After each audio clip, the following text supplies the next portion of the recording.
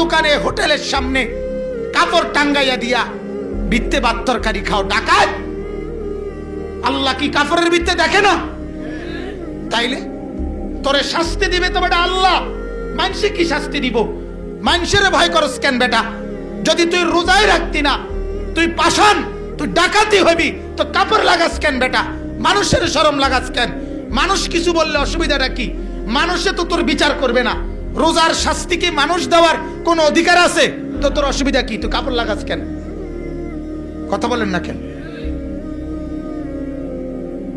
তুই তো আল্লাহরে ভয় করস না, আল্লাহরে তুই তো পাত্তাই দাস না, তো ছাড়ছে তো। আল্লাহরে যখন তুই পাত্তাই দিলি না, ছাড়ছে তো। মানুষের কথা চিন্তা করো কেন? মানুষ তোরে কি দিয়ে কি জিডাইছে ডাকো, মানুষ তোর জুতা দিয়ে ফিডুক, অসুবিধাটা কি? কথাটা বুঝছেন না? তুমি যদি পরে কও যে লাগছে না, বেশি জোরে লাগছে না, ছাড়ছে, অসুবিধাটা কি? কথাটা বুঝছেন না? হ্যাঁ, লুঙ্গি আলগি দিয়া মুতলে এরপরে যদি কয় যে কেউ আমি তো কেউরে দেখি না, তুমি না কেউরে দেখো না, মানুষ তোমারে দেখে না, কথা বলেন না কেন? তাইলে মানুষকে লজ্জা করো, মানুষে কি তা কইব? আল্লাহকে কি দেয়? কাপড় দেয়, পর্দা দেয়। কি পাষাণ, কি বেহায়া!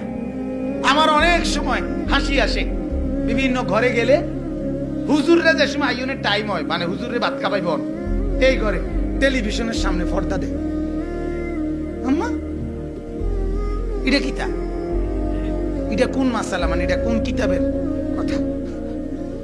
কথা বলেন না। হুজুর দেখলে টেলিভিশনের সামনে পর্দা দেওয়ার দরকার কি? টেলিভিশন তুমি দেখো তো দেখবা না, আল্লাহকে তুমি পাত্তা দাও না তো দাও না, ছাড়ছে তো। আর এটা হুজুর রে আর শর্মাইয়া লাভ কি? কথা বলেন না। এজন্য আল্লাহ তাআলা বলেন, কুতিবা আলাইকুমুস সিয়াম। বান্দা তুমি ইমানদার বলছো দেখে বলছি, এজন্য আগে বলে নিছে ইয়া আইয়ুহাল্লাযীনা আমানু, ঠিক কি না বলেন?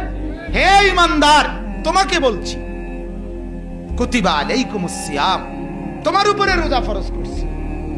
তুমি মুমিন দেখা, তুমি মুসলমান দেখা, তুমি নিজেকে ইমানদার দাবি করছো দেখা বলছি, নাহলে বলতাম না।